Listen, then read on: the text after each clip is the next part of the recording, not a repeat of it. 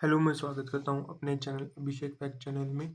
आज का जो हमारा पार्ट नंबर 2 है, ट्रांसमिशन एंड डिस्ट्रीब्यूशन के टॉपिक के ऊपर। तो आज हम बात करेंगे कि अपना फीडर और जो हमारा डिस्ट्रीब्यूशन ट्रांसफार्मर होता है वो कहाँ पर लगा होता है। जैसे आप देख सकते हो यहाँ पर कि ये हमारे पास जो है सबस्टेशन है। ये जो सबस्टेशन होगा वो हमारे पास जो सेकेंडरी ट्रांसमिशन लाइन है उसके बाद हमारे पास एक मेन सबस्टेशन होगा, जहाँ पर हम जो है स्टेप डाउन करेंगे वोल्टेज को। तो अब यहाँ से लेकर यहाँ तक जो ये एक डिस्ट्रीब्यूशन ट्रांसफार्मर है, इसको हम बोलेंगे हम प्राइमरी डिस्ट्रीब्यूशन। तो ये main substation to the distribution transformer तक जाएगा। अगर हम इसकी बात करें तो आप यहाँ पर देख सकते हो कि जो सेकेंडरी सबस्टेशन से हमारे पास जाएगा, जो हमारे पास डिस्ट्रीब्यूशन ट्रांसफार्मर तक जाएगा। और उसके बाद जो है अपने पास इसमें कोई भी टैपिंग नहीं होती है लोड की। तो ये आप देख सकते हो कि यहाँ पर कोई भी लोड की टैपिंग हमें जो है नहीं देखने को मिलेगी। और जो हमारे पास ये जो फीडर लाइन होती है उसको डिज़ाइन किया जाता है करंट कैरिंग कैपेबिलिटी के लिए, कि ज़्यादा से ज़्यादा जो हम करंट देना चाहते हो। फॉर एग्जांपल कि अगर हम 4 जैसे कि अगर आप देख सकते हो यहाँ पर कि अगर हम देना चाहते हैं 450 एम्पेयर का करंट देना चाहते हैं, तो उतना ही करंट को ये मेंटेन करके रखें फीडर तक। तो ये जो फीडर है वो इतने ही करंट को मेंटेन करके रखे। तो ये हमारा सबस्टेशन है, मेन सबस्टेशन। और ये हमारा जो है डिस्ट्रीब्यूशन ट्रांसफार्मर है। तो उसके बीच में अगर हम 450 एम्पेयर का करंट देना चाहते हैं तो उसी तक वही मतलब जो करंट है वो हमारा जाए, तो उसके लिए हमें जो है इसको डिज़ाइन किया जाता है। अब अगला इसमें है कि हमारे पास जो है design of the current carrying capability हो गया। जो वॉल्यूम ऑफ द कंडक्टर होती है वो इन्वर्सली प्रोपोर्शनल टू वोल्टेज होती है। ये आप प्रूफ करके निकलता है। तो ये जो है हमारे पर ये हमें जो है याद रखना पड़ेगा। ये कोई भी कॉम्पिटिशन एग्जाम में ये पूछ सकते हैं कि the volume of the conductor is inversely proportional to voltage.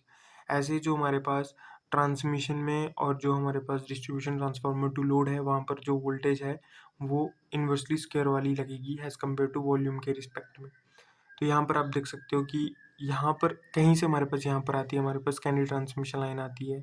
उसके बाद हमारा जो मेन सबस्टेशन है, मेन सबस्टेशन से डिस्ट्रीब्यूशन ट्रांसफार्मर तक एक फीडर के साथ हम कनेक्टेड करेंगे। जो फीडर का काम होता है कि ज़्यादा से ज़्यादा जो करंट है या जो करंट हम चाहते हैं वही कांस्टेंट जो करंट है वो यहाँ से लेकर यहाँ तक पहुँचे, कोई भी इसमें जो है लॉस ना हो। तो उसके लिए हमें जो है इसको डिज़ाइन किया जाता है। तो यहाँ पे लिखा था कि कोई टैपिंग नहीं हो सकती लोड की, बट फीडर की जो है टैपिंग यहाँ पर हमें जो है देखने को मिलती है। जैसे ये, जैसे अब क्या होता है कि ये हमारे पास सिटी है और ये हमारे पास लोड है, तो हम फीडर से टैप ले सकते हैं। तो हम जैसे 200 एम्पीयर का करंट यहाँ को जाएगा और 150 का और 350 का पीछे। तो हम फीडर में टैपिंग ले सकते हैं अलग अलग कॉलोनी के लिए। पर हम उसके बाद जो डिस्ट्रीब्यूशन ट्रांसफार्मर के बाद जो हमारी लोड की टैपिंग दी जाती है, और ये हमारे पास डिस्ट्रीब्यूशन ट्रांसफार्मर है। तो यहाँ पर हमारे लोड है, तो ये सर्विस मेन लाइन के थ्रू जो है लोड को हमें जो है देंगे। अगर हम टाइप ऑफ फीडर की बात अगर हम करते हैं यहाँ पे, तो इसमें हमारे पास जैसे कि रेडियल आता है, पैरेलल आता है, रिंग आता है और इंटरकनेक्टेड आता है। जो सबसे ज़्यादा रिलायबल होता है वो इंटरकनेक्टेड होता है।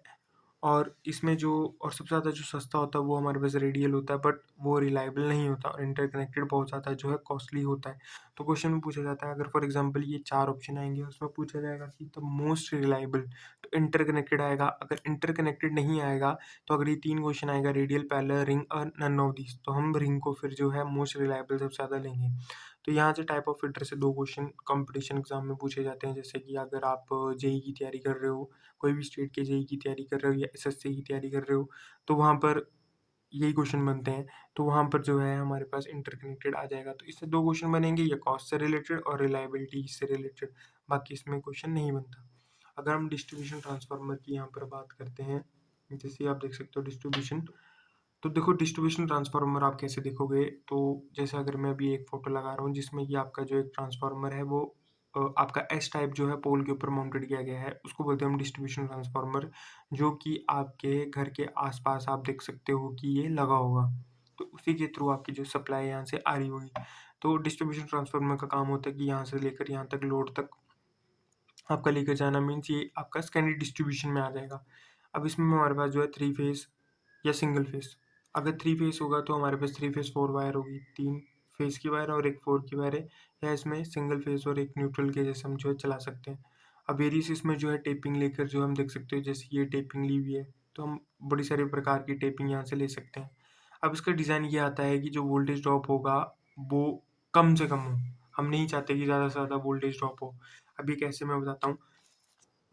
फॉर एग्ज़ाम्पल ये हमारा डिस्ट्रीब्यूशन ट्रांसफार्मर है। अगर यहाँ तक हम मान के चलो 230 वोल्ट है, यहाँ पर टैपिंग होगी कुछ, यहाँ पर फिर और मतलब यहाँ पर जब टैपिंग होगी तो यहाँ की वोल्टेज कम हो जाएगी, तो फॉर एग्जांपल अप टू 29 हो गया। ऐसे ऐसे करते जो अगर हम नंबर ऑफ इसमें लेंथ में चल जाएंगे तो हमारी कहीं ना कहीं वोल्टेज जो होती है वो स्टैंडर्ड वोल्टेज, क्योंकि हमने लिया 230 प्लस माइनस ऑफ 6 वोल्टेज की रेगुलेशन लेके चले हुए हैं कि इतने से इतने तक कम हो सकती है हमारी। तो अगर हम ज़्यादा वोल्टेज ड्रॉप करेंगे तो हमारे जो इंस्ट्रूमेंट्स होते हैं वो ख़राब हो जाते हैं। तो हमें लोड जो डिस्ट्रीब्यूशन लाइन होती है तो उसको हमने इस तरीके से डिज़ाइन किया जाता है कि उसमें जो हमारा वोल्टेज ड्रॉप है वो कम से कम हमारे पास हो। तो अब इसमें जो वॉल्यूम है वो इन्वर्सली प्रोपोर्शनल टू वोल्टेज का स्क्वायर है, जो कि ट्रांसमिशन और डिस्ट्रीब्यूशन वाले में सेम है, सेकेंडरी डिस्ट्रीब्यूशन में सेम है, बट इसमें जो प्राइमरी डिस्ट्रीब्यूशन में है वो अपना जो वॉल्यूम ऑफ द कंडक्टर है वो इन्वर्सली प्रोपोर्शनल टू वोल्टेज है। तो ये चीज़ याद रखना है, ये चीज़ याद रख लेना आप, और एक यहाँ पर जो है ये वाली चीज़ याद रख लेना। तो ये दो जो है चीज़ें यहाँ पर डायरेक्ट पूछी जाती है कि वॉल्यूम से क्या रिलेशन है। और डिस्ट्रीब्यूशन ट्रांसफार्मर में हम डिज़ाइन से रिलेटेड भी बात कर सकते हैं कि इसमें हमारी वोल्टेज होनी चाहिए और इसमें हमारा फीडर होना चाहिए। अगर हम बात करें टाइप ऑफ द डिस्ट्रीब्यूटर में, तो वन एंड फीड होता है, बोथ एंड फीड होता है, सेंटर फीड होता है, रिंग मेन होता है और इंटरकनेक्टेड फीड होता है। तो वहाँ पर भी वही रिलायबल सबसे कौन सा इंटरकनेक्टेड होगा। अतः वन एंड फीड में ये होगा, यहाँ डिस्ट्रीब्यूशन ट्रांसफार्मर लगा होगा और इस तरीके से रूलर हो गया। डबल एंड यहाँ दो लगे होंगे, और आपका जो सेंटर एंड होगा यहाँ पे, और रिंग में तो आपके सारे जो आपको पता है कि रिंग में फिर रिंग जैसी बनती है और एक दो लग जाते हैं, तो रिंग वाला वहाँ पर इंडस्ट्रीज में इस्तेमाल होता है। और इंटरकनेक्टेड जैसे आपके जो भी बड़े बड़े गवर्नमेंट के ऑफिसेज होते हैं वहाँ पर हम इंटरकनेक्टेड फीडर लगा देते हैं कि हमें पता है कि वहाँ पर सप्लाई की बहुत ज़्यादा ज़रूरत है। जैसे हाई कोर्ट हो गया, एजुकेशन सिस्टम हो गया, वहाँ पर बहुत ज़्यादा हमें जो इनकी ज़रूरत मिलती है। आई होप आपको ये समझ आ गया होगा अपना जो प्राइमरी डिस्ट्रीब्यूशन और सेकेंडरी डिस्ट्रीब्यूशन के बारे में, और कौन कौन से इंपॉर्टेंट क्वेश्चन जो अपने को पूछे जाते हैं एग्ज़ाम में। हम एग्ज़ाम से ही रिलेटेड यहाँ पर जो है बात की गई है। Thank you.